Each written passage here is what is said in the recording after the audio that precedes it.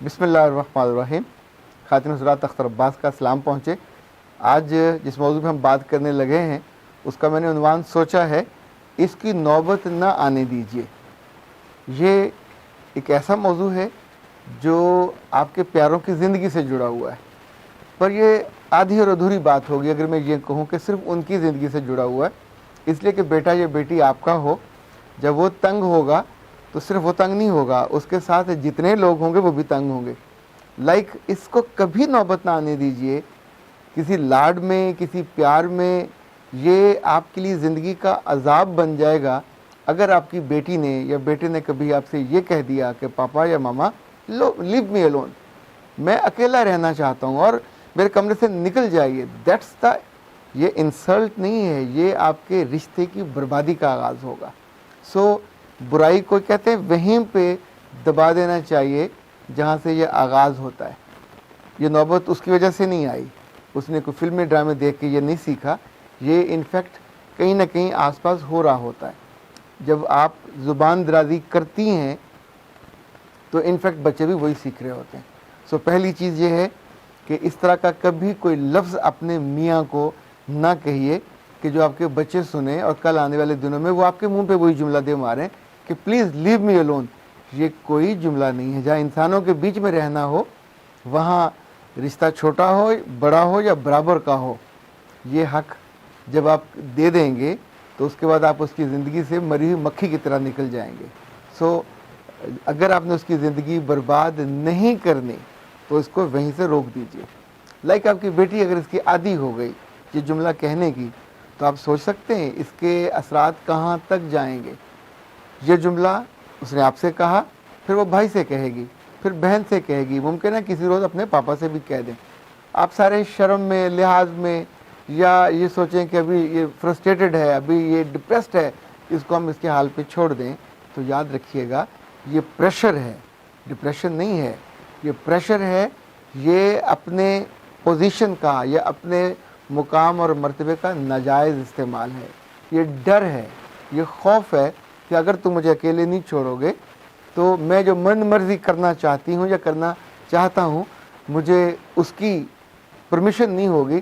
So I need permission, I need that specific demand जो fulfilled जो मेरी है, तुम उसको पूरा नहीं कर रहे और मैं बहुत सख्त तंग हूँ, मैं आपके साथ बात नहीं करना चाहता, मैं आपके साथ रहना नहीं चाहता, मैं आपकी सुनना नहीं चाहता।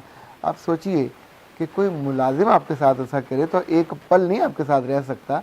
और ये बेटा, ये बेटी जिसको ज़िंदगी भर आपने पालना है, आगे लेके चलना है, और जो आपकी नेकनामी का बायस होगा, तो ये तो उल्टी बदनामी और रुसवाई का बायस होगी और होगा। जब यही बच्ची आप ब्याह देते हो और वहाँ जाके कुछ ही दिनों के बाद वो अपने मियाँ से कहती है leave me alone, I want to live alone in my room, और वो जब आवाज़ उस घर में गूंजती है तो उस वक्त आपकी इज़्ज़त अफजाई जो होती है आप उसका तसव्वुर भी नहीं कर सकते। ये आवाज़ उसकी सास ने सुनी, ये आवाज़ उसकी ससुर ने सुनी, या ये आवाज़ उस घर में किसी ने भी सुनी, इसके लिए तो वो आम सी बात थी क्योंकि शी वॉज हैबिचुअल।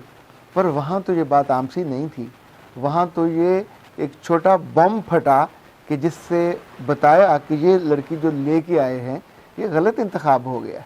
ये उनकी ज़िंदगी में, अच्छा हर घर की ज़िंदगी अलग से होती है, हर ख़ानदान की ज़िंदगी अलग से होती है। बाज़ ख़ानदानों में बेटे और बेटी माँ बाप के आगे बोलने का तसव्वुर नहीं कर सकते, उनकी रूह के अंदर कभी ये ख्याल भी नहीं जागज़ी होता कि माँ के आगे या बाप के आगे बोला भी जा सकता है। पर जब आपकी बहू ये करती है तो उस लम्हे अगर मियाँ ने उसको खाली उस कमरे में छोड़ दिया और वहाँ से निकल आया, तो आप सोचिए खुद उसकी वक़्त और इज़्ज़त उस घर में एक बिग ज़ीरो हो जाएगी। ये एक ऐसी रिलेशनशिप है जो हमेशा एहतराम से चलती है, मोहब्बत से चलती है, एक दूसरे की एक्सेप्टेंस से चलती है, पोजीशनिंग के साथ चलती है। रब की ये दुनिया अदल के साथ, इंसाफ के साथ चलती है। उसकी खूबी और ख़ूबसूरती ये है कि इसके अंदर हर रिश्ता, हर ताल्लुक़ और हर बंधन अपनी अपनी जगह पे है।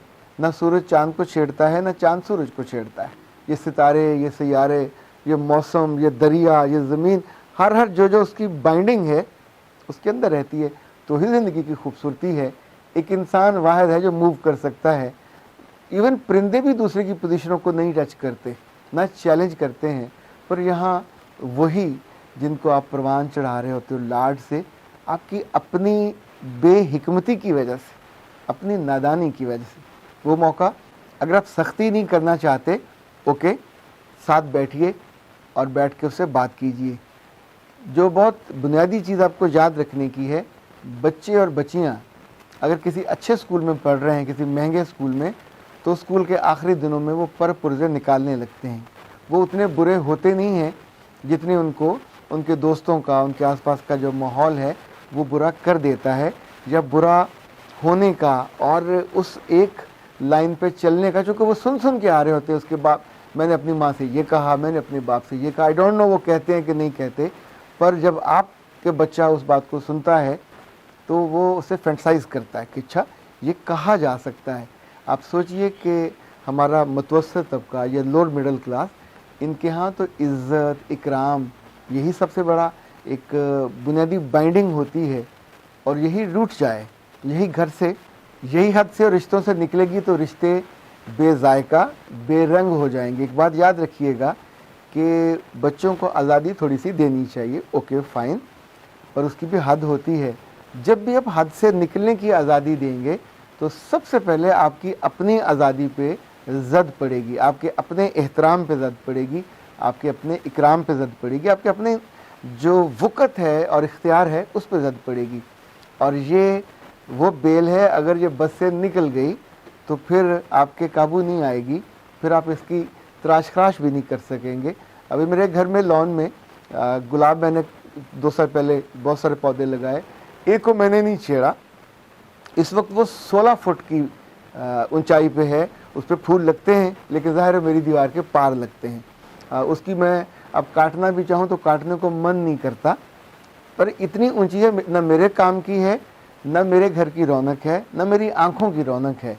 वो अगर दीवार के पार उस पर फूल जितने मर्जी लग रहे हैं, पर वो मेरे काम की तो नहीं रही। मुझे उस वक्त उसको तराश खराश करना चाहिए था, अपनी औकात में, अपनी जगह पे और अपने मुकाम पे रखना चाहिए था, ताकि वो अपनी पोजीशन ना भूलती। अब वो जंगली है तो जंगली की ना इज़्ज़त होती है, ना मुकाम होता है।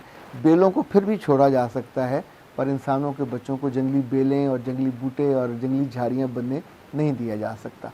अख्तर अब्बास को इजाज़त दीजिए। अस्सलाम वालेकुम व रहमतुल्लाह।